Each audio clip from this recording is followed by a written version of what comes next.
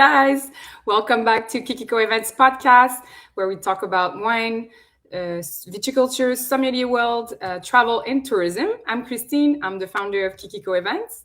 And in today's episode, I have the privilege and the immense honor to welcome my friend Matthew Horkey, joining us live from his home in Michigan.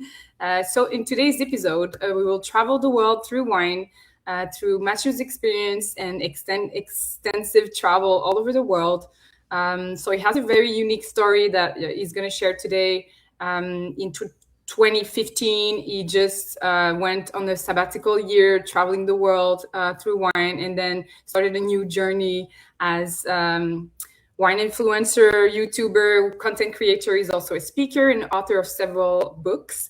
So welcome, Matthew. Welcome. What's up? What's up, Kiki? It's hot. It's hot today in Montreal. Finally. So welcome, Matthew. It doesn't get hot in Canada. What are you talking? It is. It was actually, we had a horrible spring, so finally it's hot. Finally it's hot. So Matthew, before we start, actually, I just wanted to introduce how we actually met. It's been years I haven't seen you because we follow each other on social media. I follow, of course, all your traveling. I think you probably visited more than 100 countries all over the world for wine, right? I haven't even kept count. I lost count. more than, I don't know, like 200, 300. I've lost count. I've been to almost every one of the great regions of the world. I think the only ones I have to Madeira, Jerez, Alsace are on my list still, and all the undiscovered regions of the world, like a lot of Eastern Europe, Asia, Central Europe, or Central Asia, South America. So America, Canada. I've made my rounds. I know you came to Canada, not in Quebec yet. You went to Ontario, right?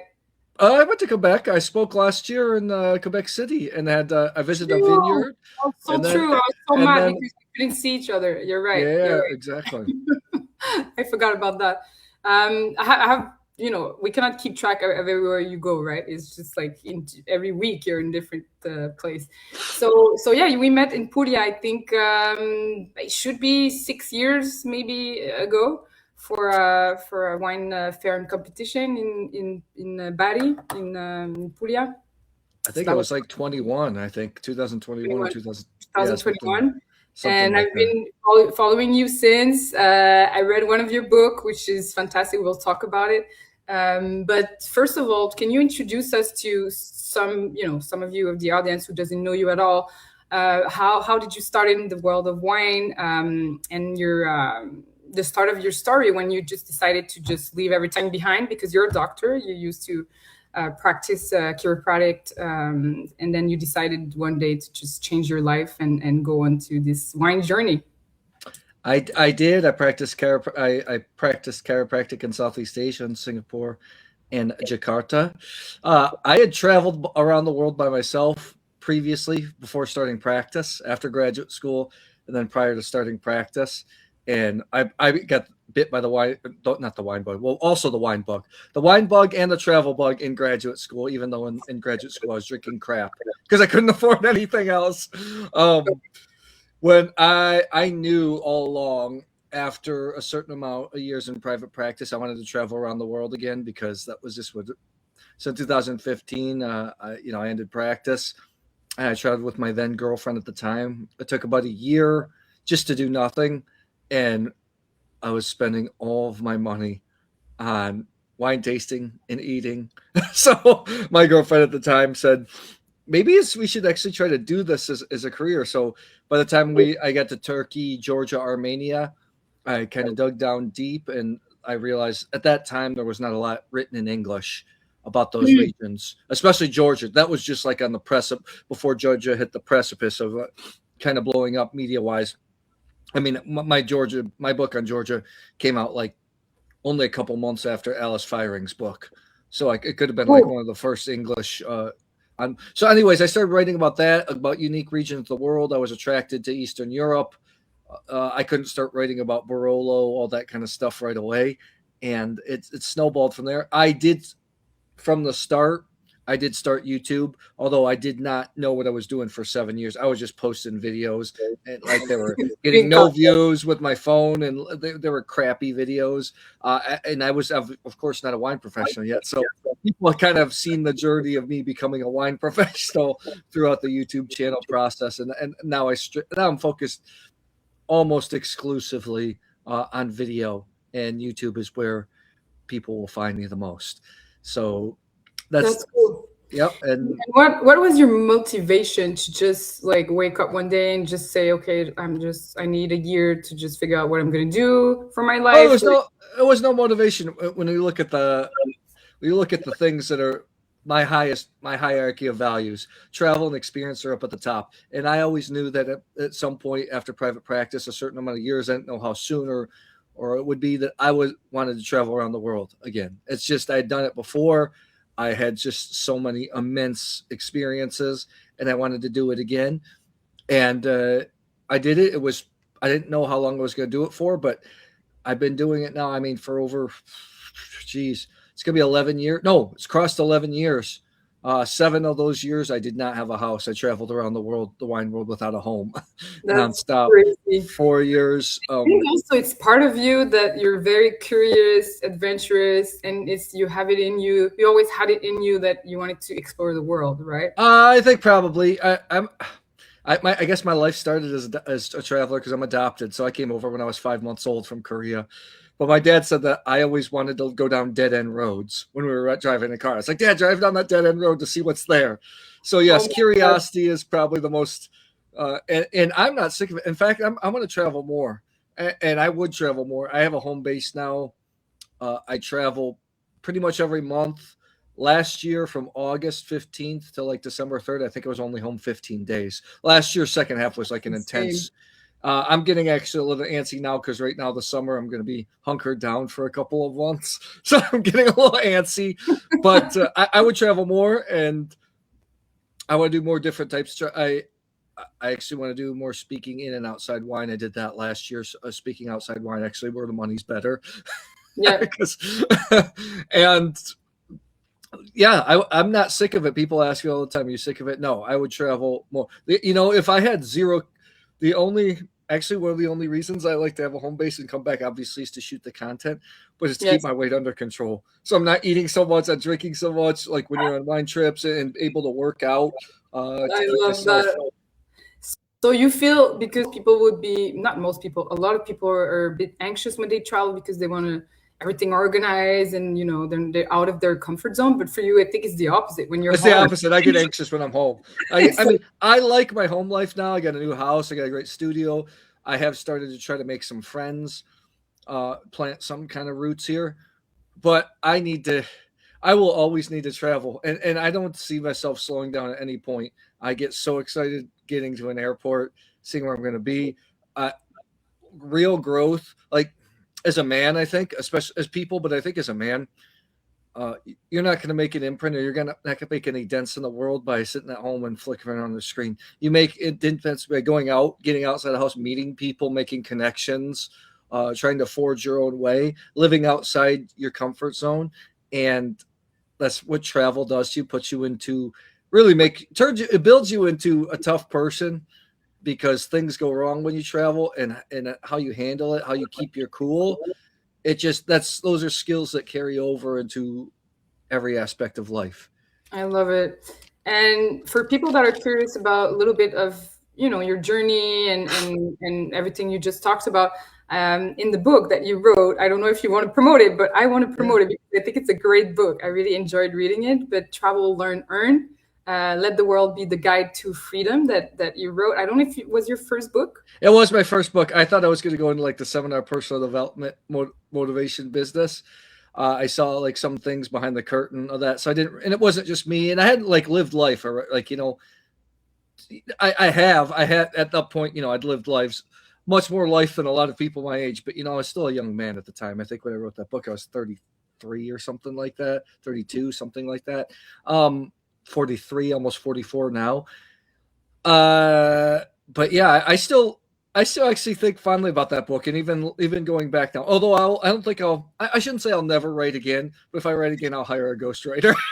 No, I you're, know, just it's really well written. I really like this book, but you see the whole philosophy of getting outside your comfort zone. It has a great spirituality about it, of like self development, and it's really nice for all people who love traveling and people who are curious. I think it's a great book to read. I really oh, enjoyed it. thank you. I appreciate and wine. Actually, wine has been the. Some people ask me about like a lot of people are envious of my lifestyle, and but it's not for everybody too. You see people that want to get home like right away. I just got back. I was 6 of the last 7 weeks on the road, and I was not ready to come home, especially the last 3 weeks. I was having a blast, not only work wise but for fun, and so when I traveled around the world before by myself, it was just aimlessly. I was young. I was just finished graduate school, and it was great, and I had amazing experiences. But I think actually traveling with a purpose is just that much more enriching, and that's what wine has given me, because it's a lens to see culture, food, especially within Europe, people, or even not. Some of these emerging countries that are producing wine that don't have wine culture, and the food and the wine like doesn't really go together. I still find it charming because you're still introduced to these foods. You're seeing amazing places, and like I get just as much jazz out of. I was at the Anteprima San Gimignano 2 weeks ago. San Gimignano's this amazing medieval city, like the Manhattan of Tuscany, with all these ancient towers. One of my friends, she's a local. She took me down to the fountains at like 1 a.m. where the locals go under the city. It was a really amazing experience. But I get just as jazzed about that as 3 weeks prior, I was in Oregon with all these, which is Oregon's a pretty young wine region. The pioneers started in the 70s and the 80s, but just seeing how passionate people are about sites, about geology, how they really just kind of focusing in on the Burgundian model. To last week, I was in the Czech Republic, which the Czech produces quite a bit of wine, and my father's family is actually from the Czech Republic, so that was also an amazing experience. So, last year I had the chance to judge the national competition in Ukraine. While war was going on, that was a pretty enlightening experience. That's crazy. We'll get to that. We want to hear your crazy stories. It was actually my next question. What excites you the most about traveling? But so you mentioned wine, food, of course, meeting people, new people, and discovering new cultures must be part of it as well. I think it's about what everybody likes about travel. You kind of become somebody new. You step outside yourself, and nobody. Well, I shouldn't say nobody knows you now, because I have a certain degree of clout, I guess, in the wine world, and then also in the wine community. Like, you see the same people often over and over and over again, which is also great. I've had made some enriching relationships thanks to wine as well. But yeah, I think it's just allowing yourself to be somebody new, which is weird, because I allow myself to be somebody new even at home. But when you're in an environment and you're stimulated by new things, I think that's amazing. And then wine is incredibly sensual. So like when you're eating or you're tasting, especially tea, I prefer to taste. I don't love to drink. I don't love to get drunk. I wish wine was lower in alcohol. I don't drink a ton at home. I taste every day. I just got done tasting Riesling, actually. But I like the flavor, to just hone in on the flavors. That's why wine is the most complex beverage on the planet. I think it's the most delicious beverage on the planet. And when you combine that with travel, new experiences, new foods, new people hearing new languages, it's really enriching. These are things that, money can't really pay. You can't buy these. I guess you can buy the travel and stuff, but when you're in wine and you're kind of introduced to a community, especially if you're in wine media like I am, where a lot of these experiences are curated and they take you to different places. These are things that you can't buy. And most of the time, the best experiences are not the most luxurious. Like it's by far the most experiences. The best experiences are. One of my best wine experiences ever was I was in Sardinia. I just got back from Sardinia, actually, but this was like 6-7 years ago. It was hot. It was the summer. Canada, are you on Celsius or Fahrenheit? I don't even remember. Celsius. Yeah, Celsius. So it was the summer. It was like 40 degrees outside. It was hot. And the organizer was like a little like 5-person press trip, organized us to go up in a Mamayata, that's the mountains in central Sardinia. It's kind of like a unofficial Grand Coup for Cananao, aka Garnacha. And it took us to the shepherd's hut, and all the producers came and they did a sheep roast for us. This is stuff you have in the winter. And if anybody's had real mutton, not lamb, lamb's already pungent. Sheep mutton is so, all we had was like roasted sheep and sheep's blood. That was it. All the producers Or out. for the vegetarians. All the producers opening Graphic images. Oh yeah, it was roasting. So it was so stinky. I was sweating. There was no breeze. And all these producers, having us taste like 15, 16%, kind of now all these big alcoholic wines. And it was so hot, but it was so stinky and sweaty. And one guy had back problems, so he was complaining the whole time. But it was an experience that I will never forget. So that's what happened in travel before. I traveled around the world the first time when I was completely broke. I mean, I was broke. I traveled I think I made it like 8 months on I think at the time, this was 2008, right? 2009. I think I made it 8 months on like $10,000. So I was baroque. But yeah, just like great food is forged out of poverty and out of necessity. And travel when things aren't comfortable, it forces you to be ingenuitive, to solve problems. Yeah. So what would be some tips that you would give to people, that are going back to always the same destinations that they like, and they're scared that, I don't know, they don't know where to start, where to go, like to maybe, push themselves out of their comfort zone and explore, what the world needs to offer. It's the same thing of wine, travel, anything in life. I think you just take the first step forward. Like we're in the wine business, right? And it's frustrating, especially me on YouTube. Like I know, like when I'm introducing new wines, wine regions, the videos are not going to do as well. What's going to do well? Napa Cab, Bordeaux, Burgundy. That's going to do well. What people know, or supermarket Costco wines, which is incredibly frustrating. But just the fact of just like pouring something new in the glass and smelling it, seeing it for the first time, travels the same way. If it's something you really want to do, you book the trip, you book the ticket, and you take it one step at a time, and things will unfold. That's not for people that need to have everything curated. And if you have to have everything curated, sign up for a package tour or something like that, which I have nothing against. It's not like how I like to travel in terms of when I'm traveling casually. But I have to say we're on wine trips, and most wine trips are pretty curated, so it's almost like a group tour. And I have to say it's pretty nice to be chauffeured around, but still things happen that you're not prepared for. Yeah, and just have an open mind. First step. You have to take the first step. That I agree. So we know that press trips, even fam trips for wine tourism professionals, and or people from the outside world, they think everything is perfect on Instagram and on social media. We look like we're having the best life, but behind the scenes, sometimes it's really badly organized. A lot of things happened. You could be expecting something very luxurious, but then you arrive, there's like 2-star, very weird hotels. So is there some experience that you can share with us? Just recently, I never complain. Like if we're fortunate enough, like I'm fortunate enough to be on press trips most of the year, so everything's taken care of. So I'm super thankful, and I'm not complaining. And it's hard. Like we were recently with a group of journalists, took a small bus, where like one of those small buses where like, and you had no leg room and everyone was tucked together, those mountain roads from Campania all the way to Montefalco.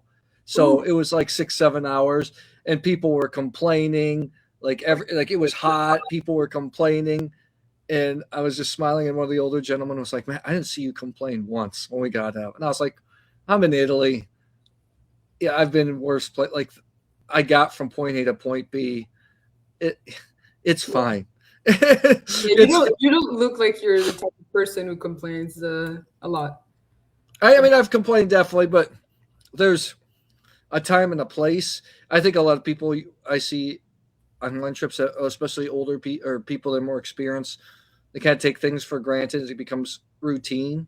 Mm-hmm. And I did get into that a few years ago, and I snapped myself out of it because it's an absolute privilege to be able to travel and see so much and experience so much and learn so much. I mean, and provide so much education. I mean, I just applied. I just took my entrance exam for the Master of Wine program, and I feel like I'm super well prepared. It's going to be difficult, I know, but I'm super well prepared because of my academic background and the fact that I've seen pretty much every region on the planet and have been to a lot of these Fun places. journey to follow for sure. It's gonna be Yeah. fun to follow. So, but is there? I don't know. You don't have to mention the destination or the region, but did it happen in the past that you arrived there and you're like, I don't want to be here. Like, why am I here? Like, I want to leave. Or No, because people. I mean, in wine, it's so rare. What we take for granted sometimes is we get to be around people that are passionate all the time about what they would do, especially producers, especially if it's like maybe not the most renowned or beautiful wine region. Like I know you work with Moldova. I've been to Moldova. I've spent several times. I've spent up Mhm. till like the first time I spent 8 days there.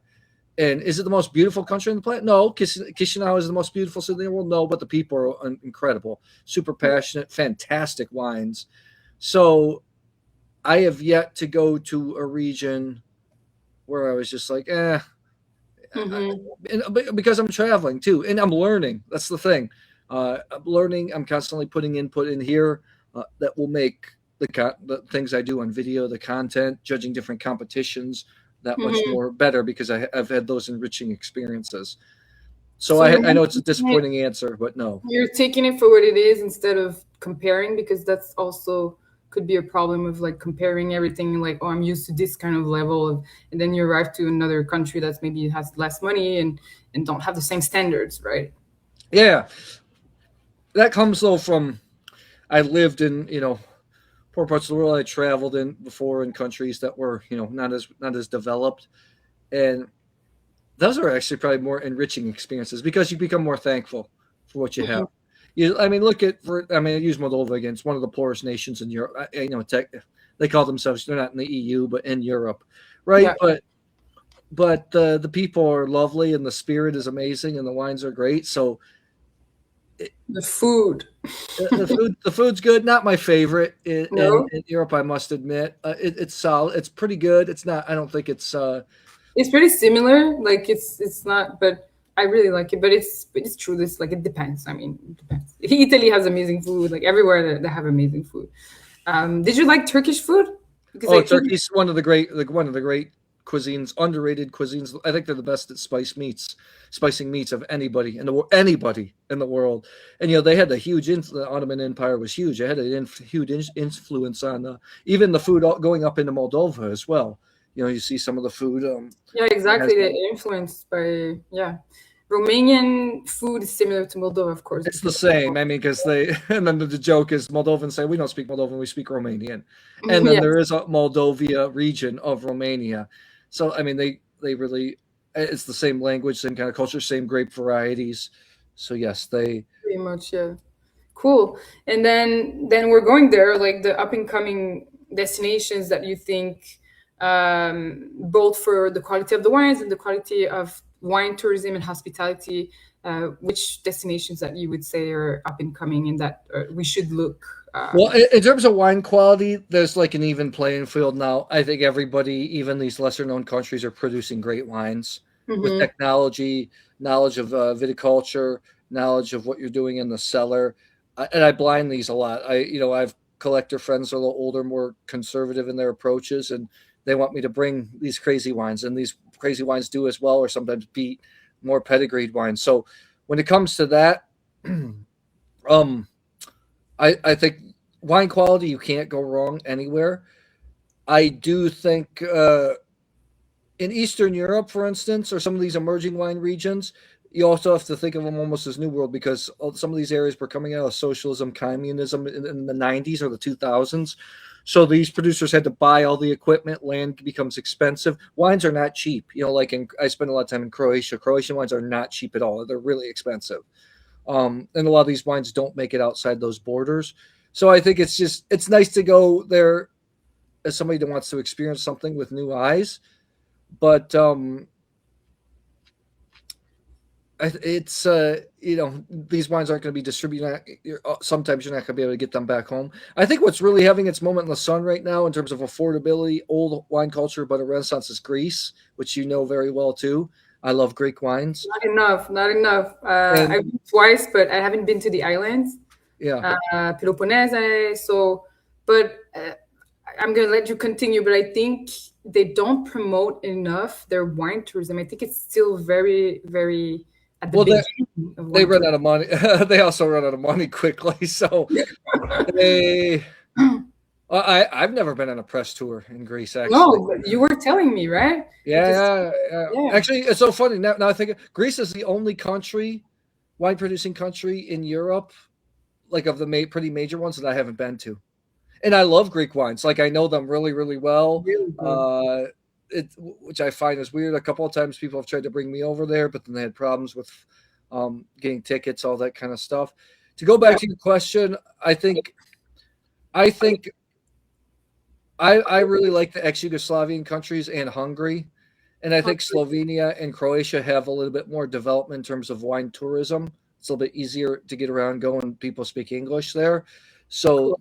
that's worth checking out. Hungary is a little more challenging because some of the wine producing regions they don't speak English, but it's also exciting because there's like all these hidden enclaves and you always find gems. I think it's truly exciting. Cool. Eastern Europe is having its moment, I think.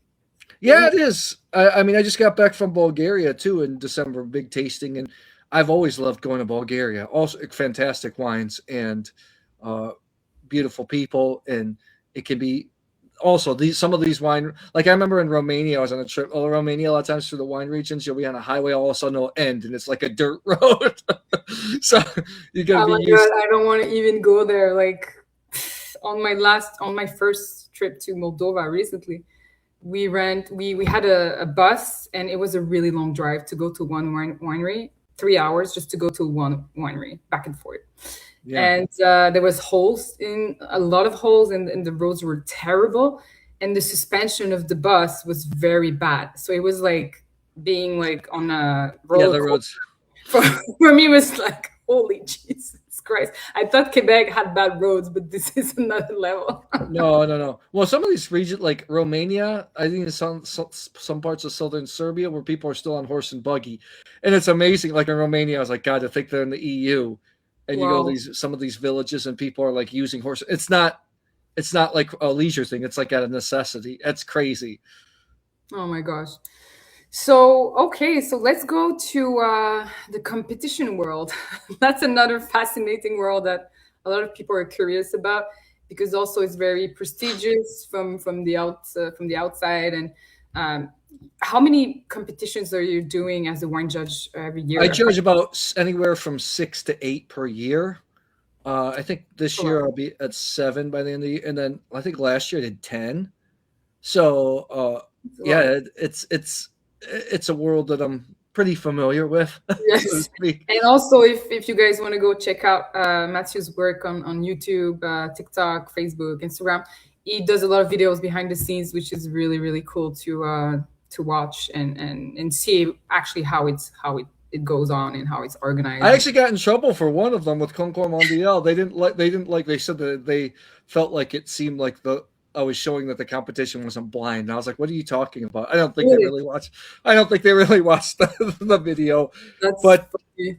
I can tell you all about that world, all the good and the bad. What do you want to know? So yeah, so just explain like how it works, like how you arrive there, and actually what's the purpose? Why do you taste blind? And is it really can we trust wine competitions? That's one of the biggest questions people ask themselves. Is it relevant? Is it like the process? Is it like yeah? Is it So in general, you show up there, you have a welcome night to rest, and then you start tasting the next day. Uh, Most competitions, a lot I do are kind of governed by the OIV, which doesn't allow for more than 50 wines a day. You have to take Mhm. long breaks, which 50 wines is nothing. I've done competitions before you do 100 a day. That's pretty intense. Yeah. And usually it's in the morning, usually about 9 a.m. to 1. then you eat lunch. You either have a break, or the competition takes you around to wineries or different events. You have dinner, and then you start it over the next day. It depends. Can you trust competitions or not? Wine, as you know, is a comparison game. It's really hard to judge one wine. If you really, I always tell people, if you really want to know wine, you got to taste two wines at a time. Open two bottles, taste them next to each other.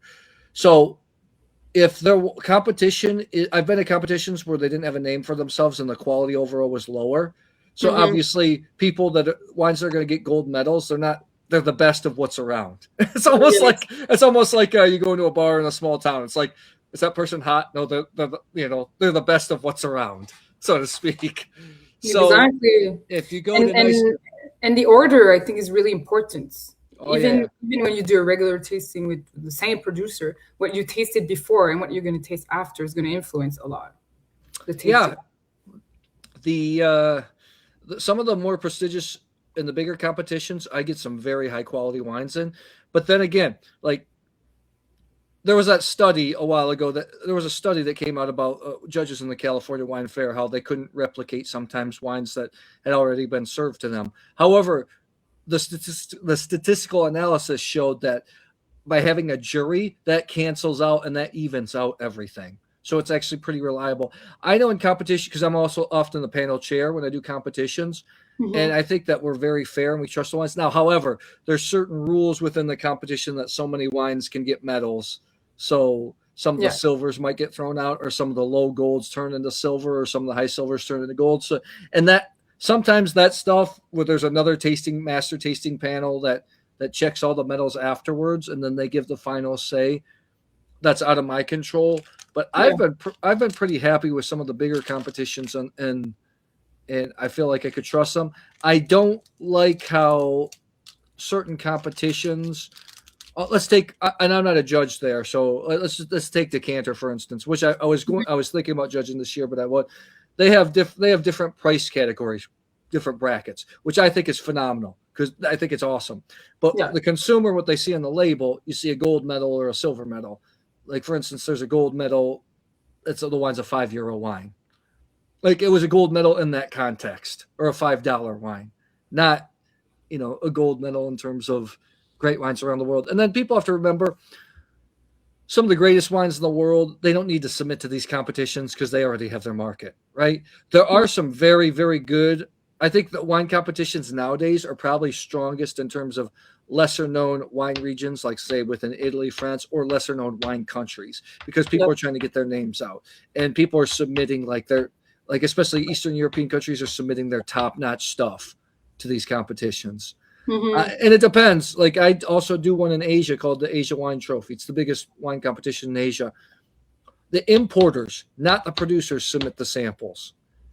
And so the wines are of very high quality because the importers send really, really good stuff. So it depends on the competition, and then the quality of judges also help. But usually if you have a good panel chair leader, they can smooth out all things. And some competitions have things where like the top and the bottom score get thrown out and take the average. So, and not all. So different competitions, there's different rules. In general, I think, it depends on the quality of wines going in and the people that are judging them. Of course. And of course it helps because I know some competitions, you may have a little bit of information, either the varietal or the region. Usually year and variety. Not even, I'm trying to think of. Not the region. No country. No, just the grape and the year. The grape makes sense because here in Canada, we have the Sélection Mondiale, which I invited you, but you could not, I don't know. But because you're all over the place as well. But it's been canceled this year, unfortunately. We're not going to have an edition this year, but we don't have the grape. We only know if it's organic or not. But then it's very difficult to judge a wine out of context, especially for those more lesser known regions that maybe some of the juries never tasted these wines before, let's say Romania or Moldova. And then you're tasting Saperavi blind or Fiteaș Regala, and you're like, you don't know. So when you think it's very herbaceous or very wild, and and if it's a cab, it's something else. So tasting something out of context and judging it, I think it's delicate for the producer and for respecting the producer's work. I think it's like it's super difficult when you don't know the grape variety, at least, or the region. Hmm. Yeah, blind tasting, I think, is the most powerful when you have like the same grape or the same, as more, even better, the same year. Oh, I should, in my videos, I don't. I blind taste a lot what's available, what's currently available on the market. But I think that's probably the way that it's most powerful.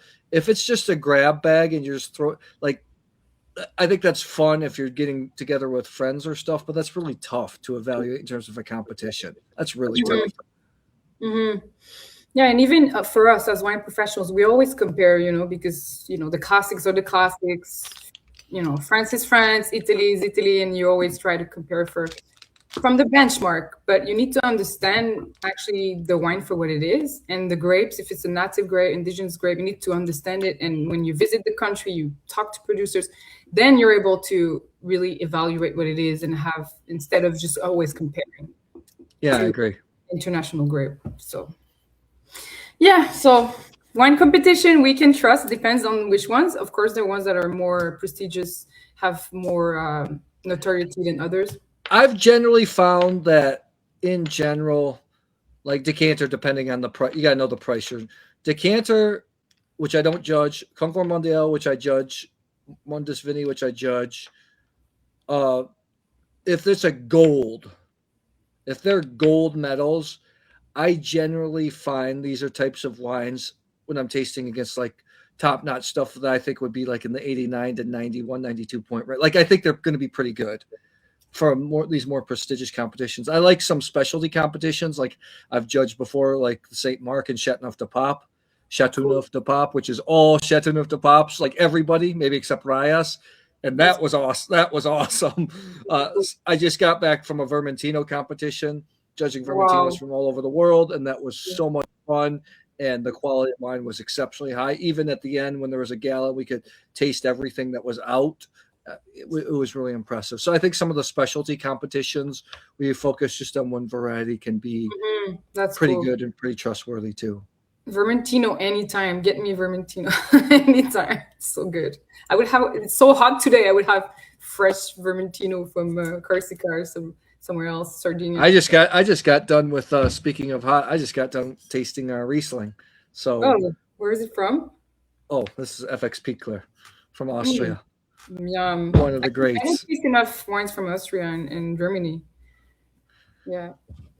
They're a particular palate. Like I think that like a cooler country, like or in general, Riesling, Teutonic varieties, especially Riesling, have never really caught on mainstream. The selections, even I mean, besides if you're in New York or some major markets, the selection's not as Mhm. good as I would like. But it's, I mean, Riesling's my favorite grape in the world. My favorite white wine Riesling? grape at the very least. Really? Maybe my favorite grape overall. I think it's the greatest grape in the world.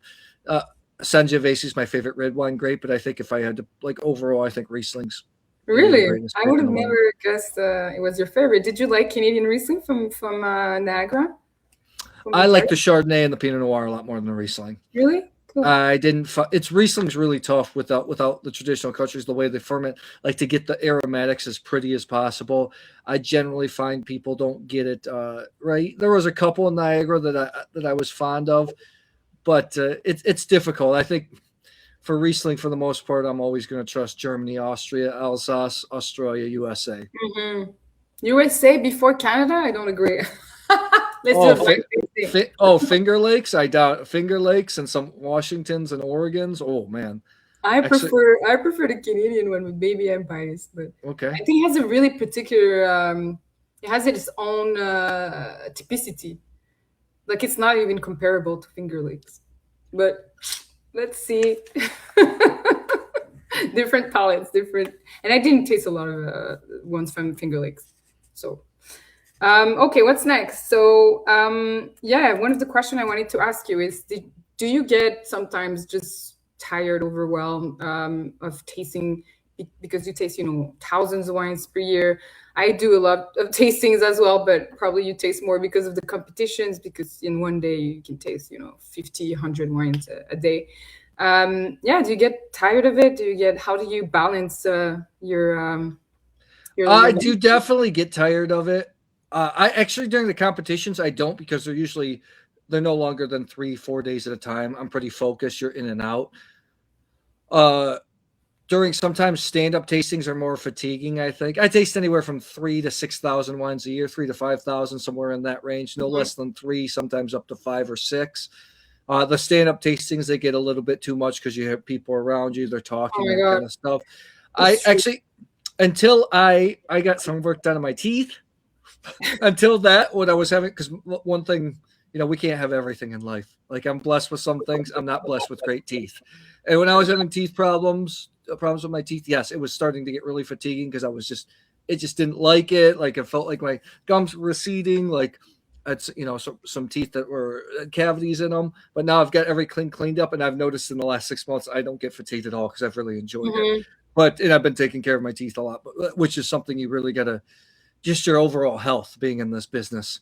You see a lot Yeah. of people that end up drinking too much. You don't see a lot of people that are too heavy. I mean, at Mhm. one point a couple of years ago, I lost 18 kilos because I was just like, I'm getting way too big. Um, like Yeah. that's an incredibly important. If you want to do this for a long time, but a lot of people ask me how they can get in this business, and a lot of times I tell them, you know what, keep your day job and just keep wine as a hobby because you'll get a lot more enjoyment It's the for best most life. people. It's For true. When you have most both, you're right. You're for right. most people, I love it to death because there's a travel component to it. There's the creation part, the YouTube part, where that's like feeding my creative juice. So I love it to death. I get so I mean I had a little bit of a lull last year in my wine excitement, but just ramping up for the Master of Wine programs kind of infused a new life into me. Hmm. I still get excited I get packages in the mail every single day of things people want me to taste. I get excited looking at them, seeing Yeah. when I'm going to taste, putting my tastings together. So uh, I think it can get old, but also I don't drink a ton at home, so that kind of keeps things fresh. I know that if you're drinking a lot and drinking every single day, then things could get old, I think, pretty fast. And it's I also, Go yeah, ahead. it never stops. That's the thing. Sometimes I get overwhelmed because it's like it never stops. There's always a new wine, a new cuvee, a new tasting, another event. But I guess you could just, yeah, stop drinking for a while, for a few days, or I don't know, drink beer or cocktails for a while, like change, so it's not too much. I I remember the most. I'm just as excited. I remember how excited I was when I was just a wine enthusiast, and I used to get excited every day about thinking about going home and opening something good. And I don't do that every single day. I don't open. Although tonight, the U.S. plays Paraguay in the World Cup, so I think I'm going to drink some Riesling while I Awesome. watch that. And I don't open something every single night, but I just get just as jazzed up of tasting. I mean, I love doing my blind tasting videos because you're tasting and tasting live in front of the camera. Things are pretty spontaneous, so I never get sick of that. You're right. Wine is it's so complex, and there's always something learned, and there's always something new. There's always something you haven't tasted before because the world of wine is massive. People don't I mean, I think that's one thing that holds people back from choosing the beverage because it's so massive and complex. Yeah, but you have to keep, like we were saying about traveling, you have to keep being curious and want to try. It's impossible. Like when I hear, I don't like Chardonnay, I don't like this grape. Maybe you're not a fan of, like, you know, for Chardonnay is a bad example because there's Chardonnay all over the world in so many different Chardonnays. But let's say Syrah, because you can get that vanilla smell, aromas that can get a little bit annoying. But it's almost impossible to say I don't like this grape because you might find someday a wine that has Well, the like. like Chardonnay is my second favorite white grape in the world, and Chardonnay is one of those things. It's the reason that I mean, obviously vignerons, people want to produce it because obviously white Burgundy is the benchmark, but it's because it's an empty canvas, right? It's a pretty neutral grape variety. You can do a lot of things with it, and you're right. You can have the more mineral, like almost Riesling-y style, like Chablis, or what a lot of people are moving towards, even Oregon. I am huge on Oregon Chardonnay at the moment. Or you can have like the big fatter styles, which are going away too much to the chagrin of a lot of people because a lot of people still like that style, but producers want to get away from it because critics don't like it, which is kind of leaving consumers in the dark because consumers do like that style. Yeah. Syrah, you brought up. I think Syrah is interesting because I love Syrah. It's one of the few red wine grapes that can take new oak really, really, really well. I mean, some of those great Cote Roties are 100% like 200% new oak. A winemaker one time told me, he's like, Syrah eats new oak for breakfast. That's funny. First Because time. I actually don't like overtly oaky flavors in reds. I do like I love Bordeaux and stuff, but I don't like it to be in your. But I actually like it in whites, because maybe I'm a white Burgundy guy. So I let when you have those barrel aged whites, you're gonna have a lot of oaky flavors. So basically, because one of my question was, what would you give for advice to somebody who's going to start his YouTube channel or start on social media, and like, okay, don't do any content, don't do it. what would be your? No, it depends on what you want to do. Somebody just asked me this the other day. One of you, a lot of people ask. I've coached people on this. They give up often. It's, when I first started, I loved YouTube, and I was just posting, like, I didn't even care. It was just a form of self-expression for me. And in a way, it's permissionless. Like, I can create whatever I want, but maybe people aren't going to watch it, right? But you can create whatever you want. So if you're doing it for personal expression, you're winning no matter what, because it's fun, right? It's a fun process to create and to make something. Now, if you want to make a living out of it, it's like, it's almost like being a professional athlete. It's almost even rarer in terms of we see people and we think that everybody's creating content, but on YouTube, for instance, I think most of the view, like 95% of the views are split. I don't remember the actual statistics, but it's like are split between like the top 1 or 5% of channels. Like, it seems like there's a lot of but there's a lot of people that are putting out videos getting 2 views, right? So when you're creating content, and the nature of content has changed completely, it's not about your followers anymore. It's about producing something that people want to watch. We probably have to thank or not thank TikTok for that. But if you could make a video and it could have 10 million views tomorrow, like, and I can make a video. But usually, generally, more established creators create videos that people want to watch because it becomes an art and a skill. You learn what people want to watch, and then you create and curate content around. It's just like anything in life. It's not, people look at it as super easy. It's not. It's a skill, man. It's really difficult. I was just tasting in a competition in the Czech Republic. It was dedicated to Welsh Riesling, Olas Riesling Grashevina. And we had to fill out flavor profiles along with scoring. And I'd filled it out really fast. And my friend he was the panel chair. He's like, "Oh, you got everything done? How you get things done so fast?" And I said, "Hey, I'm used to being a panel chair, but I think creating content is tough, because like when I'm doing my blind tasting videos, I have 2 to 3 cameras going on. I have about 15 lights going on. I have 2 microphones. You have a lot going on. What's that? I have to come see your studio. I'm curious. Yeah, you have to. There's a lot of stuff going on, in addition to how much attention it takes to taste and smell wine and pay attention to it. So there's a lot of stuff that you have to process if you're you also could be made of money and just hire somebody and hire a whole production crew and stuff. But usually that's not feasible, because you don't make back the money that you're investing in. Yeah, you have to have money already. Like, that's what you're saying. Keep your job, do this as a hobby, and then you can pay a company to do your podcast, whatever. Yeah. Or the best creators kind of started with like doing everything themselves and nothing, like anything in life. And then when the business became sustainable, and so that's when you start paying out people.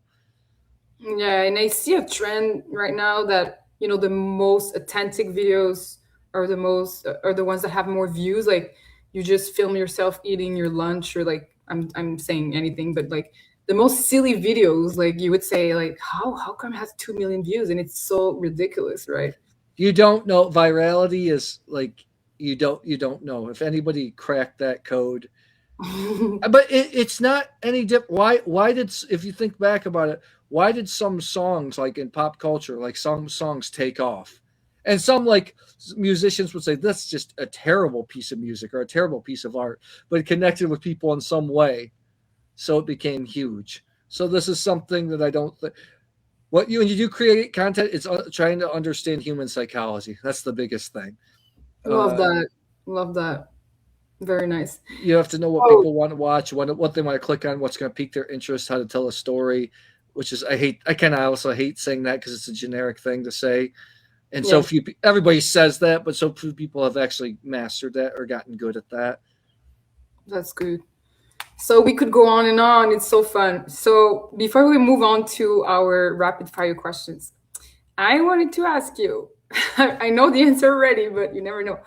After all these years of traveling and everything you do, because you said you want to continue traveling at the beginning of our interview, do you still see yourself in a couple of years settling down in a place which is somewhere else than Michigan? But is there a specific country that you see yourself settling in and maybe traveling from there? But do you see yourself moving somewhere? I have a nice base here in Michigan, and I travel, and it's a small town, so it's nice. It's a big house, and I so that I will eventually. The dream is to stay in Lisbon, Portugal, for a few months out of the year, either the Yes. spring and the fall. And I think I could do that maybe as soon as next year or the year. I also have family here, so I get it. But I think I just when I stay there, I'd probably just like rent something, for a few months in the spring, rent something again for a few So months in the cool. fall, and Please just have a room for me. And while you're yeah. not there, I'm gonna go. Portugal is my home. That's what everybody is telling me. So I think that's what and I love Portugal. That's probably the place I would also had this dream to kind of live in South America a few months of the year. I don't know. I don't see. Then there's also like I have been trying to set roots here in Michigan. I'm close to Ann Arbor, Michigan, trying to make more friends and try to be more involved in the communities here because that's something like everything in life has a price, right? Uh, you Mhm. know, I I didn't want kid. I don't want kids, so I didn't want to start a family. Like I couldn't do this if I had set roots and made a big family, right? Um, so it's just about finding what you really want in life, and then living according to that. Because you can't really have everything. We have to let some dreams die at some point to realize that we can't have everything. I mean, there's some people out there, maybe like the 0.0001% that could have almost everything, but not most of us. Or not everything at the same time. Yeah. You know. Yeah. So okay, let's do fire rapid fire questions. We're gonna start with travel questions. Your favorite wine country to visit? I know it's difficult to pick one, but Three come to mind. Italy is generic because I love Italian food. I love the vineyards are spectacular in Italy. You have all these hidden places. I love going to Italy. Portugal is up there as well, and mhm. in Eastern Europe, just Hungary has the soft spot. I love the wines. I feel Cool. like an explorer. It's like a hidden place. I could go out because I spend a lot of time in ex-Yugoslavia. Like I just got back from Croatia, Slovenia. I go there often, a couple times a year. I Cool. mean, I love going to all those, but I guess those three countries they come to Hungary, mind. What? Italy, Portugal, Portugal and Hungary. Hungary. Yeah. Cool. I have to go to Hungary. Most underrated destinations. We talked about it. Window or Hazel seat? What's that? Window or Hazel seat on the Oh, plane? okay, that's easy. When I fly abroad, and I have this saved in all my preferences. I would prefer to sit next to the window because I got to sleep when I go Yeah. over to Europe. So I don't want anyone. But in general, I prefer the aisle because I'm a wide guy. I have wide shoulders. I feel like I have more space. Um, and usually people like the window more than the aisle, so the aisles are more free. But luckily, on my statuses, I have all my preferences checked off, so we're all good there. One country. Not middle, not middle. That's Not the not the middle seat.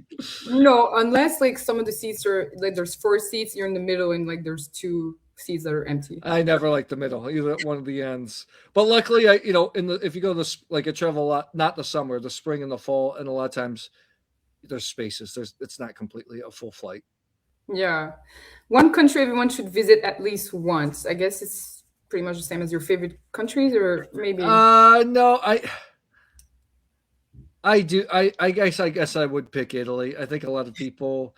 It's so funny because generations before us, like maybe a little bit older than our parents' generation, France was the place to go. You went to Paris, like you went to Paris, you went to Bordeaux. Now I think it's kind of changed. Where it's like Italy's kind of the hot spot to go to, and I think there's something in Italy for everybody. Yeah, it's true. It's so romantic. People love Italy. Yeah. I would say the United States. You eat really well. Oh, you know what's so funny because the U.S. Okay, I went through my anti-U.S. phase for a while when I first started traveling, and then actually it's wine that brought me. I'm not a super patriotic person, but it made me more patriotic because the wines that you and I care about Hmm. mostly supported by North America, and a lot of times it's the U.S. Like Chateau Neuf de Pop, like almost all of it goes to. I mean, not almost all. A lot of it goes to the U.S. Yes. Right? Italy, like, is the U.S. is the biggest market for a lot of Italian wines. Big, like I think 1 in 3 bottles of Brunello are sold in the U.S. It could even be more than that. It was like 2 out of 5 or something like that. Hmm. Um, U.S. does have like I remember I went to New Zealand when I backpacked around the world before I did this, and I was a little bit disappointed. And people ask, well, I'd always wanted to go there, and I was like, well, I see, like, it's not that much of a different culture, even though it's more of a British, former British colony, but everything here, all the natural beauty, all of it I could see in the U.S. and have seen in the U.S. Because we also have Alaska and Hawaii. We have the mountains, we have the Yeah. sea. We And do have, we mm, do, or we are lucky that we have quite a bit. And there is a distinct culture. Like, I lived in the South. I went to school in Atlanta. I lived in the South for 4 years in graduate school. The South is a very distinctive culture. I love the California culture is like its own culture, its own country.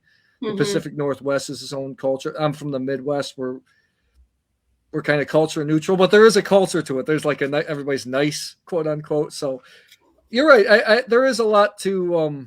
In fact, in 2 weeks I'm going back down south. So that's how I'm going to fix. Usually if 2 weeks I'm home and I don't travel, I start to get a little bit antsy. So I'm fixing that itch by That is seeing finally some a friends. trip. Yeah. So, one of your most memorable meal while traveling? I Different. actually just had one. Probably the best. I was in. My friend organized it. She wanted me to come see her and just hang out in Vipava in Slovenia, western part of Slovenia, around the border of Italy, Friuli, Venezia Giulia. And we went to dinner at this little Gostina, which is almost like a little osteria or trattoria, like a small, simple restaurant. Gostilna, that's what you call it in Slovene, and it was by the side of the road in Vipava. And I've eaten there before. It's like really modestly priced, but the food quality is excellent. And they just did. I was for like one of the dishes and a homemade ravioli, and they combined asparagus cream with strawberry foam, like strawberries were in season. So that and the steak they use cherry sauce because Vipava is famous for cherries this time of year, and just combination like Mm, strawberry and asparagus. Like, I wouldn't put those. And the food was really extraordinary. So that's fantastic. probably that's the best meal I've had this year. I think last year I was at the harvest party at Bodega Garcon in Uruguay, and Francis Malman, I think that's his name.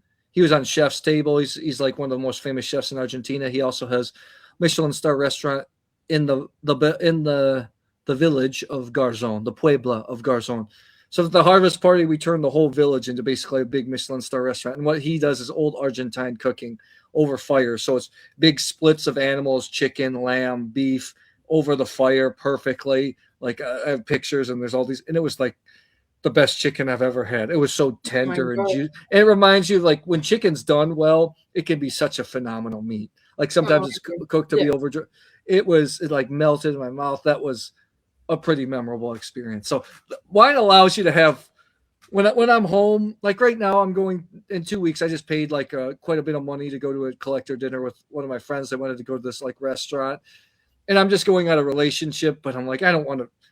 You know, I don't want to eat out in the U.S. I usually cook at home because like when I'm in Europe or other parts of the world, South America, Asia. I go to Korea every year to judge the Asia Wine Trophy. Like, the food is just outstanding. I'd rather eat out at restaurants Yeah, there. it's more comfort food in the US, but there's also really good like 5-star Michelin. But it's I like the comfort food of the United States food. I used to Actually, travel a lot to US when we were younger, and oh a good really? burger with good fries in the Well, US. it's so funny. It's not the.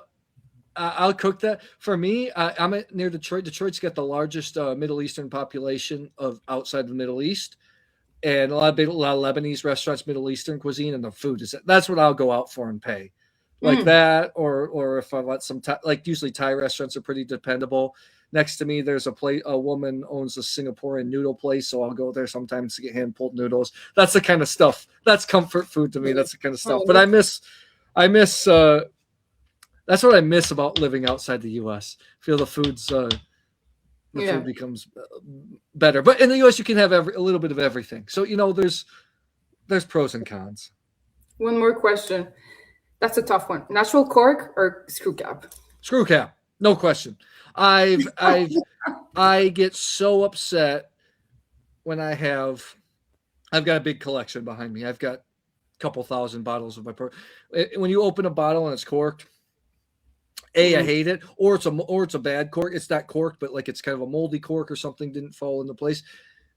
Most wines, 99, I don't know the actual percentage, but let's say 95 to 99% of wine out there is consumed right away.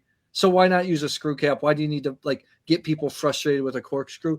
And wine ages well under a corkscrew. Mm-hmm.